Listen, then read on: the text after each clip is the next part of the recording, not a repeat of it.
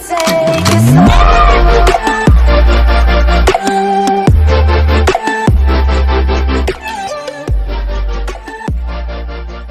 YouTube, what's going on? It's your boy Roman, and I'm back with another one.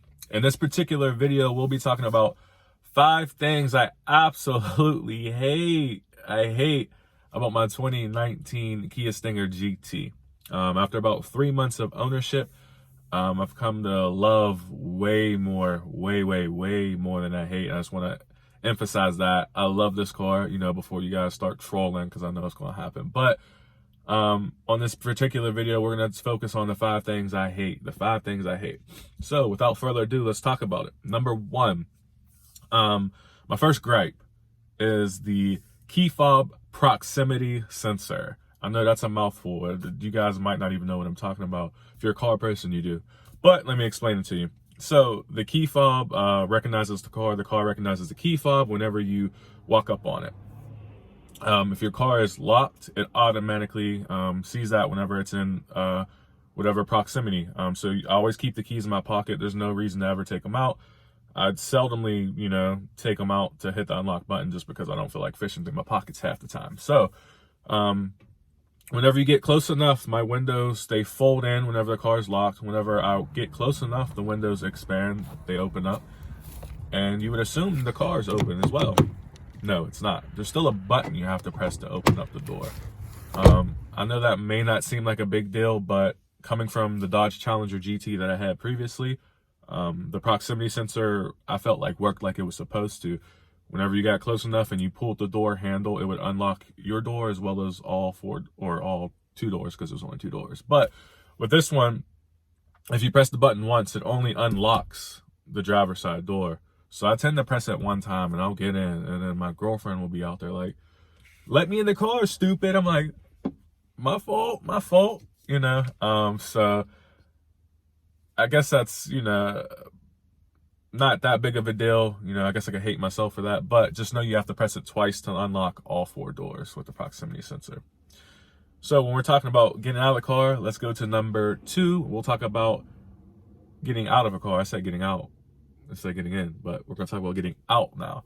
So number 2, getting out of the vehicle is annoying if you leave it running, and I'm going to tell you why. You get a nice long, about 5-second, very loud, high-pitched beep if you have your keys in your pocket, which I feel like most people do for a push-to-start vehicle. There's no point to take them out of your pocket. So let's say you run into the gas station, the keys are in your pocket, put the car in park, you got your passenger in there to stay warm, cool, whatever, listen to the radio. You're going to get a loud, annoying beep. And I'll give you guys a demonstration of what it sounds like right here.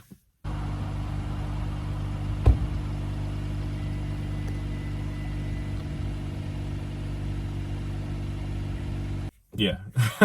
Pretty annoying. Not the biggest deal ever, but nonetheless, it's annoying and I hate it.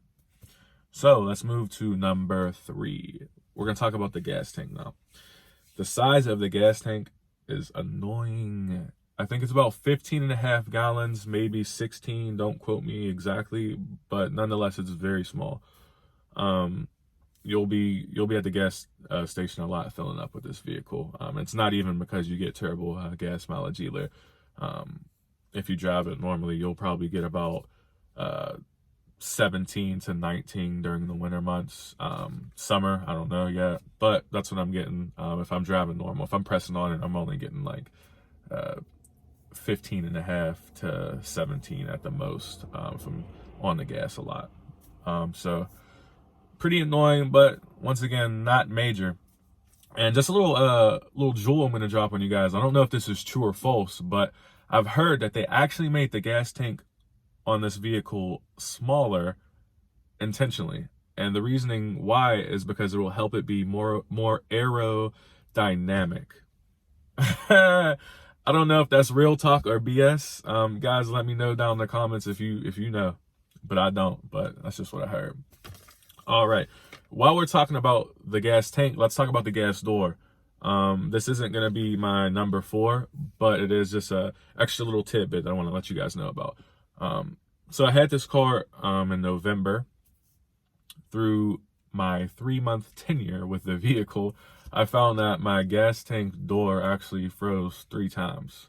I know that's not a lot, but it is pretty annoying whenever you're going to the gas station. You have to run a credit card all around it just to break up the ice or condensation, whatever you want to call it, that's accumulated in the little crevices. That's pretty annoying. But whatever, you gotta deal with it. So that brings me to number 4. The 4th thing that I hate about this vehicle is the auto start stop feature. I've been told that this feature has been added to vehicles that have poor emissions to make them pass the US emissions or whatever emissions rules, regulations, whatever you want to call it. I don't know, but I just know it's annoying, and there's no way to turn off the auto start stop feature permanently.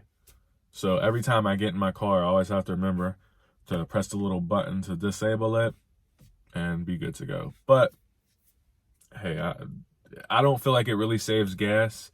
I couldn't tell you, but I just know it's really annoying. People say it could be really bad for the engine. Once again, I don't know.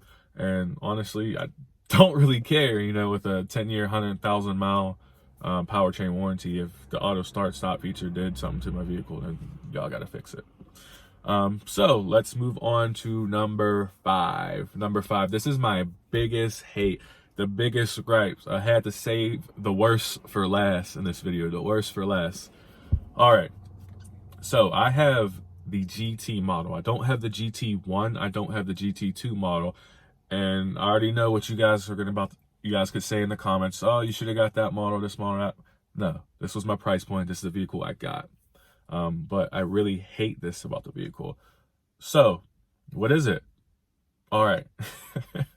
There is no trunk release button in the car. There's none.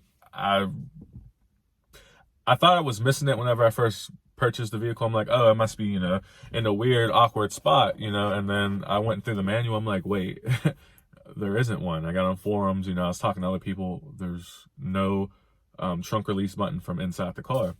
But on the remote, you have a trunk release button right there, okay? So, let me expand now.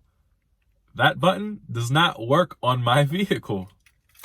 Why doesn't it work on my vehicle? Well, I don't know.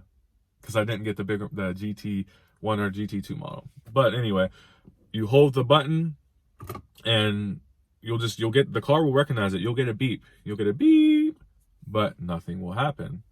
I'm told, you know, that from forums, that might be because of the hatch and it has to have a motorized one, but that is so annoying. I mean, if you're like me, you know, sometimes you don't want to push a buggy to get groceries, or you're cheap, you go to Aldi and you know, you're carrying out a box and you can't just press a button on your key fob to pop the trunk. You actually have to touch the button that's on the trunk lid, and that is so annoying. I hate it. Kia, awesome car, but you guys got to do better with that with the next model.